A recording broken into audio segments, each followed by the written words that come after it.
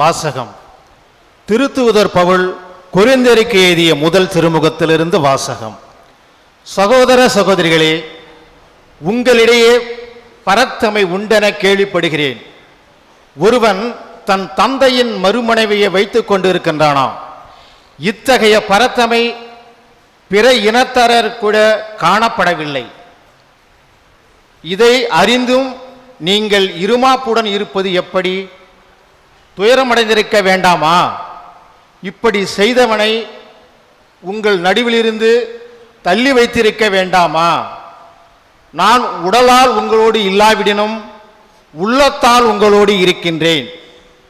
நான் உங்களோடு இருப்பதை எண்ணி அச்செயலை செய்தவனுக்கு ஏற்கனவே தீர்ப்பு அளித்து விட்டேன். நாம் ஆண்டவர் இயேசு கிறிஸ்துவின் பெயரால் நீங்கள் கூடி வரும்பொழுது நானும் உள்ளத்தால் உங்களோடு இருப்பேன்.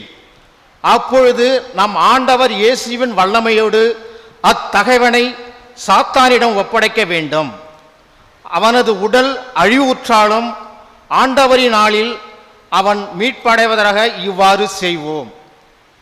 நீங்கள் பெருமை பாராட்டுவது நல்லதல்ல.